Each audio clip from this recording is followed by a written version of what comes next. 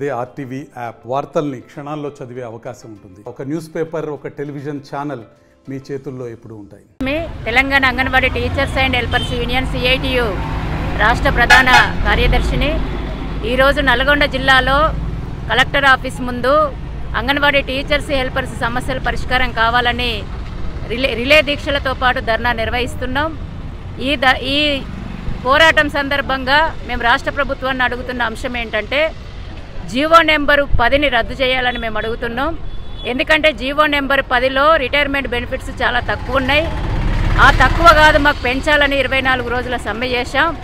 సమ్మె సందర్భంగా మాకు గత ప్రభుత్వం హామీ ఇచ్చింది. టీచర్లకు 2 లక్షలు, ఆయాలకు 1 లక్ష ఇస్తామని, పెన్షన్ ఇస్తామని, VRS ఇస్తామని చెప్పింది. హామీని అమలు చేయాలని ఈ ప్రభుత్వాన్ని కూడా మేము అనేకసార్లు అడిగాం. దాన్ని అమలు చేయకుండా మళ్ళీ తక్కువ డబ్బులు చెల్లించి పాత జీవోని అమలు చేసి మమ్మల్ని ఆర్థికంగా నష్టం చేసే పద్ధతులలో ఈ ప్రభుత్వం ముందుకు పోతుంది. అందుకని ఈ నిర్ణయాన్ని వెనక్కి తీసుకోవాలి, కొత్త జీవో ఇవ్వాలి, బెనిఫిట్స్ పెంచాలనేసి మేము ఈ ప్రభుత్వాన్ని డిమాండ్ చేస్తున్నాం. అట్లాగే సమ్మె సందర్భంగా మాకు అనేక హామీలు ఇచ్చింది ప్రభుత్వం. పర్మనెంట్ చేస్తానని, కనీస వేతనం ఇస్తానని, పనిభారం తగ్గిస్తామని, అట్లాగే ఇంకా అనేక హామీలు కూడా ఇచ్చింది. హామీలన్నీ కూడా అమలు చేయాలనేసి మేము డిమాండ్ చేస్తున్నాం. ఇవి అమలు చేయకపోతే, పరిష్కారం చేయకుండా 65 సంవత్సరాలు నిండిన వాళ్ళని జూలై 1 నుండి ఇంటికి పంపాలని ఇప్పటికే నిర్ణయం చేసింది.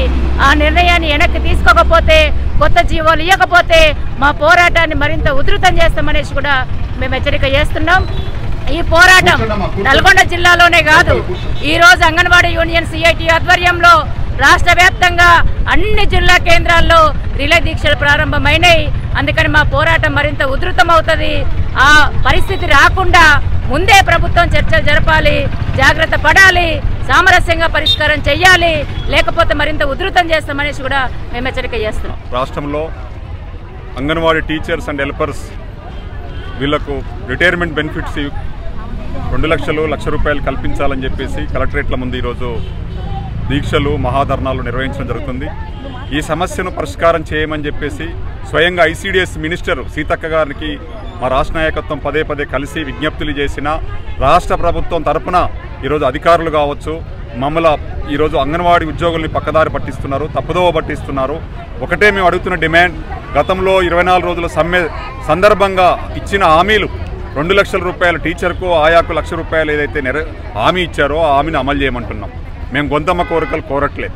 ఇప్పుడు శాసనసభ సమావేశాలు 22 నుంచి ప్రారంభం కాబోతున్నాయి అన్నారు. ఈరోజు అంగన్వాడీలకు మీరు వరాలు జల్లులు కురిపించారు, హామీలు ఇచ్చారు. ఈ హామీలన్నిటి మీద మీరు గట్టిగా భవిష్యత్తులో ప్రకటించాల్సిన అవసరం. మీ ఉద్యమం ఇప్పుడు మేమేం గొంతమ్మ కోరికలకు పోవట్లే, గత ప్రభుత్వం ఇచ్చిన హామీనే అమలు చేయమని చెప్పేసి కోరుతున్నాం. ఇప్పుడు 40 సంవత్సరాలుగా పనిచేసినటువంటి ఆయాలు, టీచర్లు రాష్ట్రంలో 10,000 మందిని తొలగిస్తున్నారు, ఇంటికి పంపమంటున్నారు. ఈరోజు నిర్దాక్షిణ్యంగా చెక్కులు వాళ్ళ అకౌంట్లు వేసి ఇంటికి పంపిస్తున్నారు, సెంటర్కి రావద్దంటున్నారు. ఈరోజు మీరు అటెండెన్స్ చేసుకోవద్దంటున్నారు. మరి ఇక్కడ అధికారుల వేధింపులా లేకపోతే ప్రభుత్వ పాలసీయా? ఇదేందో స్పష్టంగా బహిరంగపరచాలి. ఈరోజు మేము ICDS మినిస్టర్ని స్వయంగా అడుగుతున్నాం, బహిరంగంగా మేము అడుగుతున్నాం, మీరు బహిరంగంగా ప్రకటించండి. మీరు ఇస్తున్న 2 లక్షల రూపాయలు, 1 లక్ష రూపాయలు మీరు సంతకం పెట్టాను అని మీరు బయటికి చెప్తున్నారు. నిజమైతే చెప్పండి. మా వాళ్ళు అధికారులు తప్పుదోవ పట్టించారు, అది నిజం కాదు, నేను చెప్పిందే కరెక్ట్ అని చెప్పేసి బహిరంగంగా పత్రికా ముఖంగా, మీడియా ముఖంగా ప్రకటించాలని చెప్పేసి మేము డిమాండ్ చేస్తున్నాం. లేని ఎడల ఈ ఉద్యమం ప్రారంభమైంది. మళ్ళీ అంగన్వాడీలతోటే ఈరోజు రేవంత్ రెడ్డి ప్రభుత్వం మీద తిరుగుబాటు ప్రారంభమైంది. నిన్న కొడంగల్లో మేము వినతి పత్రానికి ఇవ్వడానికి పోతే అక్కడ లాఠీ చార్జీ, మా నాయకురాల మీద అరెస్టులు చేసి పోలీస్ స్టేషన్లో పెడతారు, కేసులు పెడతామని బెదిరిస్తున్నారు. ఇదా ప్రజాపాలన? ప్రజల పాలన అంటే ఇదే? ఇట్లా చూడలే. నిర్బంధాన్ని ప్రయోగించే ప్రారంభంలో బెదరగొట్టే పద్ధతి కాదు. అందుకనే రేవంత్ రెడ్డి గారు, మీరు నిజంగా ప్రజాపాలన నడిపియాలనుకుంటే అంగన్వాడీల సమస్యలను సానుకూలంగా చర్చలకు పిలవండి, సమస్యను పరిష్కారం చేయండి. మీరు ఆ రకంగా మళ్ళీ మీరు గడీల పాలన గురించి ఏదైతే గొప్ప మాటలు చెప్తున్నారో మీరు కూడా అదే కోవకు చెందిన వాళ్ళు అవుతారో. దయచేసి అటువంటి దూరం పోవద్దని చెప్పేసి మేము CITగా చెప్తున్నాం. సమస్యను సానుకూలంగా పరిష్కారం చేసి చర్చల ద్వారా పరిష్కరించాలని చెప్పేసి డిమాండ్ చేస్తాం. 40 సంవత్సరాలు చేస్తున్నాం, సార్ అన్ని పనులు చేస్తున్నాం. 90 రూపాయలు కానీ చేసాం సార్ జీతం. ఇన్నేళ్ల నుంచి చేస్తుంటే కూడా వారసత్వం అన్నారు, అది పోయింది. 1 లక్ష రూపాయలు అన్నారు, అయిపోయినాయి. ఇప్పుడు మొన్న సంతకాలు పెట్టేది కొట్టేసిపోయింది మేడం వచ్చి, సూపర్వైజరు, మీకు ఇక జీతం రాదు, ఇంతటి నుంచే నీకు కారుస్తాని సంతకం పెట్టేది కొట్టేసిపోయింది. మరి మా బతుకులు కొడుకు కోళ్ళు అన్నం పెట్టారు. ఏం సంపాదించు నువ్వు అని అడుగుతారు సార్. నా భర్త లేడు, ఈ బడి మీద ఆధారు. నా భర్త బాగాలేకున్నా నేను నా భర్త చూపించుకొచ్చుకున్నా అన్న తీరికలేదు. సెలవులు ఇవ్వట్లేరు సూపర్వైజర్లు.